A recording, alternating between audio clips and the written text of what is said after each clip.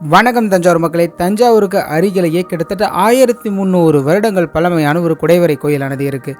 தஞ்சாவூர்லேருந்து திருச்சிக்கு போகக்கூடிய தேசிய நெடுஞ்சாலையில் இடையே செங்கிப்பட்டி ஓரமாக அழகாக அமைந்திருக்கக்கூடிய அமைதியான ஒரு ஊர் தான் இந்த ஊர்.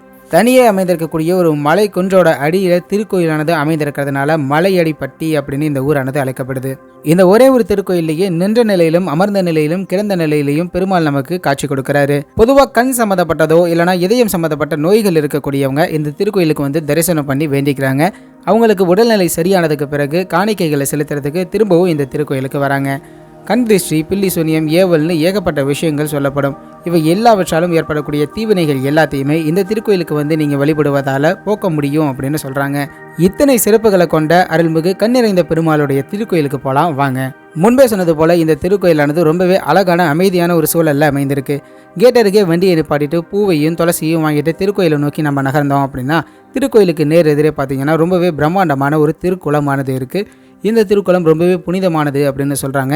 ஏன்னா இறைவனுக்கு உரிய அபிஷேகத்திற்கு எல்லாவற்றுமான தேவைகளுக்குமே இங்கேருந்து தான் அவங்க நீர் எடுத்துகிட்டு போகிறாங்க. இதனால் வரக்கூடிய பக்தர்கள் யாரும் காலை வச்சு அதை அசுத்தப்படுத்த வேணாம் அப்படின்னு கேட்டுக்கொண்டபடி ஒரு போர்டும் வச்சுருக்காங்க. இந்த ஒரு திருக்கோயில் வளாகத்திலேயே 2 திருக்கோயில்களானது இருக்குது. ஒன்று அருள்மிகு கண்ணிறைந்த பெருமாள், 2வது வாக்கீஸ்வரர் திருக்கோயில். இந்த 2 திருக்கோயிலுடைய தல விருட்சமான அலிஞ்சில் மற்றும் வில்வ மரத்திற்கு இங்கிருந்து சிறிதளவு நீர் எடுத்துகிட்டு போய் வரும் பக்தர்கள் ஊற்றி வழிபடுறாங்க. அருள்மிகு கண்ணிறைந்த பெருமாள் திருக்கோயிலுக்குள்ளார நம்ம நுழைந்த உடனே நம்மளுடைய வலதுபுறம் அருள்மிகு கமலவல்லி நாச்சியாருடைய சன்னதியானது அமைந்திருக்கு. அடுத்ததா சன்னதிக்கு நேர் எதிரே பூதேவியோடைய சன்னதியானதும் இருக்கு. அதன் அருகே பார்த்தீங்கன்னா ஒரு பலிபீடம், அதற்கடுத்து கருடாழ்வாருடைய சன்னதியானது அமைந்திருக்கு.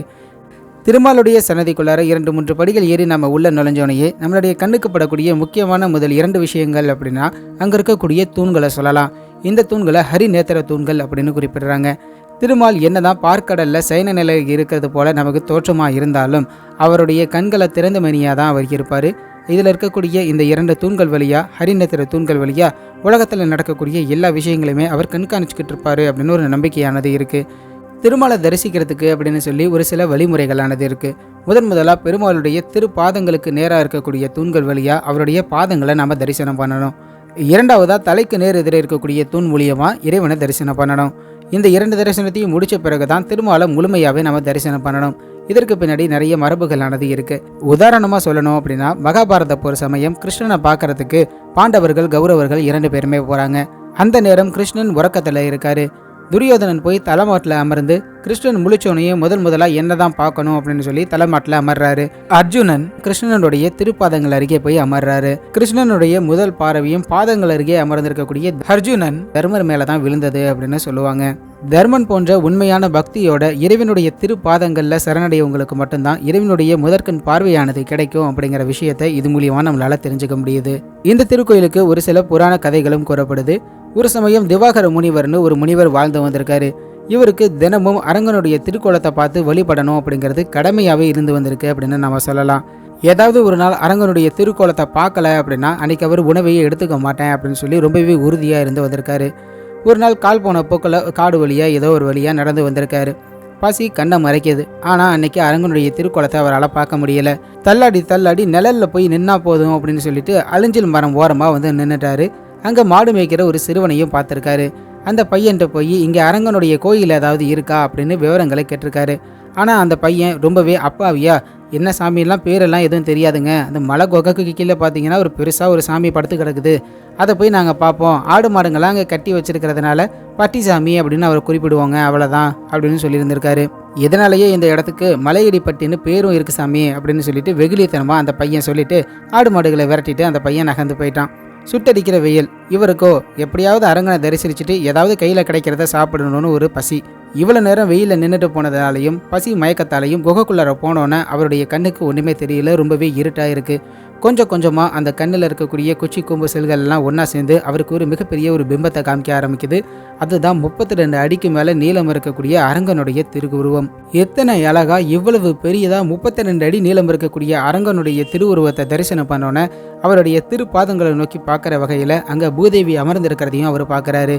அருகிலேயே கிண்ணனர்களும் கிம்புருடர்களும் வானவர்களும் வணங்குவது போல மிகப்பெரிய உருவத்தோடு இருக்கிறதையும் பார்க்க முடிஞ்சிருக்கு. ஆனந்த கூத்தாடி எதிர் இருக்கக்கூடிய சுனையில குளிச்சுட்டு அங்கே இருக்கக்கூடிய காட்டு பூக்களையும் பழங்களையும் எடுத்து வந்து இறைவனுக்கு சமர்ப்பிக்கிறாரு. எப்படியோ அரங்கனை தரிசனம் பண்ணிட்டோன்னு ஒரு சந்தோஷத்தோடு நிமிர்ந்து பார்த்தவருக்கு ஒரு மிகப்பெரிய அதிர்ச்சியானது காத்திருந்தது. அங்கே இதுக்கு முன்னாடி இருந்த 32 அடி நீளம் இருக்கக்கூடிய அரங்கனுடைய திருவுருவமானது காணாமல் போயிருந்தது. வெறுமன பாறையும் கல்லும் மட்டும்தான் அவர் கண்ணுக்கு தெரிஞ்சிருந்திருக்கு. கொஞ்ச நேரம் கழிச்சு என்ன இது, என்ன மாயை அப்படின்னு சொல்லிட்டு வெளியில் வந்து அந்த ஆடு மேய்க்கிற சிறுவனை நோக்கி அவர் போயிருந்திருக்காரு. கண்ணிறைவாக இருந்த கடவுளுடைய திருவுருவத்தை காணும் அப்படிங்கிற அச்சத்தோடையும் குழப்பத்தோடையும் அந்த சிறுவனை போய் பார்த்து கேட்குறாரு, இங்கே இருந்த சாமி எங்கே போச்சுப்பா அப்படின்னு சொல்லிட்டு. அந்த பையனோ பாறையை காமிச்சு இதுதான் நாங்கள் வழிபடுற சாமி அப்படின்னு சொல்லி காமிக்கிறாரு. இவருக்கு புரிஞ்சு போச்சு, அரங்கன் நம்மளை ஏதோ சோதிக்கிறாரு அப்படின்னு சொல்லிட்டு. கொஞ்ச நேரம் கழிச்சு தான் இந்த பையன் யார் என்ன அப்படிங்கிற விஷயத்த அவர் உணர ஆரம்பிச்சிருந்திருக்காரு. வெயிலால் ஏற்பட்ட உடல் சோர்வால் எப்படியாவது அரங்கனை பார்த்துட்டு சாப்பிட்டா போதும்னு சொல்லி பக்திக்கு மேலே பசியானது உயர்ந்ததுனால தான் இந்த சோதனையானது நமக்கு ஏற்பட்டிருக்கு அப்படிங்கிறதையும் அவர் புரிஞ்சுக்கிறாரு. அவர் முன்னாடி இருக்கக்கூடிய அந்த ஆடு மேய்க்கக்கூடிய சிறுவன் சாட்சாத் இறைவன் தான் அப்படிங்கிறதையும் அவர் உணர ஆரம்பிக்கிறாரு. தன்னுடைய தவறை உணர்ந்த திவாகர முனிவரை எழுப்பி நின்ற குளத்தில் புருஷோத்தமனாகவும் அமர்ந்த குளத்தில் ஹைகிரீவராகவும் நரசிம்மராகவும் பரமபாதநாதராகவும் திருக்குளத்தை காமிக்கிறாரு. கூடவே கிடந்த குளத்தில் அவர் விரும்பிய அரங்கநாதனுடைய காட்சியையும் அவருக்கு அருள் பாலிக்கிறாரு. அந்த சமயம் திவாகர முனிவரும் ஒரு வேண்டுகோளை வைக்கிறாரு. அருகில் இருக்கும் பொழுது கண்ணிறைவாக இருக்கக்கூடிய திருமாலுடைய திருவுருவத்தை தொலைவில் இருந்தும் வரக்கூடிய பக்தர்கள் எல்லோருமே பார்க்கணும், அதற்கு மலையே பெருமாளுடைய உருவமாக காட்சி கொடுக்கணும் அப்படின்னு சொல்லி கேட்டுக்கிறாரு. இன்றைக்கி நம்ம தொலைவில் இருந்து பார்த்தோம் அப்படின்னா இந்த பெரிய மலையானது பெருமாள் போல தான் நமக்கு காட்சி கொடுக்கும். எப்படி இந்த ஒரு திருக்கோயிலேயே நின்ற நிலை, அமர்ந்த நிலை, கிடந்த நிலைன்னு 3 நிலைகளையுமே பெருமாள் நமக்கு காட்சி கொடுக்கறது போலவே இந்த ஒரு திருக்கோயிலுக்குள்ளேயே மொத்தமாக 8 லட்சுமிகளானவங்களும் வரும் பக்தர்களுக்கு அருள் பாலிக்கிறாங்க. முதலாவதாக ஆதிசேஷன் வேலை பள்ளி கொண்டிருக்கக்கூடிய அரங்கனுடைய திருமார்பல ஒரு லட்சுமியும், பெருமாள் மற்றும் வைகுண்டநாதருக்கு அருகே பூதேவி ஸ்ரீதேவின்னு உபதேவிகளாக 2 லட்சுமிகளும், அடுத்ததாக லட்சுமி நாராயணருடைய மடியில் ஒரு லட்சுமியும், தனி சன்னதியில் அருள் பளிக்கக்கூடிய கமலவல்லி நாச்சியார் தாயாரும், தீபஸ்தூபத்துக்கு அருகே இருக்கக்கூடிய தீபலட்சுமி அப்படின்னு மொத்தமாக 8 லட்சுமிகளை நம்ம ஒரே இடத்துல தரிசனம் பண்ணலாம். திருமாலுடைய சன்னதிக்கு நேரெதிரேயே திருமங்கையாழ்வார், உடையவர், நாதமுனிகள், விஸ்வசேனர்னு 4 பேருக்கும் தனி மண்டபத்தில் சன்னதியானது அமைக்கப்பட்டிருக்கு. இந்த திருக்கோயிலில் முன் மண்டபத்தில் இருக்கக்கூடிய 5 குழிகளில் 5 விரல்களை வச்சு தங்களுடைய இடது கால் முழங்கால தரையில் ஊன்றி மன்றியிட்ட நிலையில் ஹரிநேத்திர தூண்கள் வழியாக 3 வாயில்கள் வழியாகவும் பள்ளி கொண்ட பெருமாளை தரிசிக்கிறது மூலயமா நம்மளுடைய 7 பிறவிகள்லையும் இருக்கக்கூடிய பித்திரு சாபம் போன்ற பல தோஷங்களையும் நீக்க முடியும் அப்படின்னு உறுதியாக நம்புகிறாங்க. இந்த திருக்கோயிலுக்கு சனி, ஞாயிறு, செவ்வாய், வெள்ளி போன்ற நாட்கள்லையும், ஏகாதசி, மாத பிறப்பு, இன்ன பிற விசேஷ நாட்கள்லையும் அதிகமான பக்தர்கள் வந்து வழிபடுறாங்க. இந்த திருக்கோயிலுக்கு நீங்கள் எளிமையாக வந்து வெளிப்படுவதற்கு உதவியாக இந்த திருக்கோயிலுடைய கூகுள் மேப் லிங்க் ஆனது இந்த பதிவோடைய டிஸ்கிரிப்ஷனில் குறிப்பிடப்பட்டிருக்கு.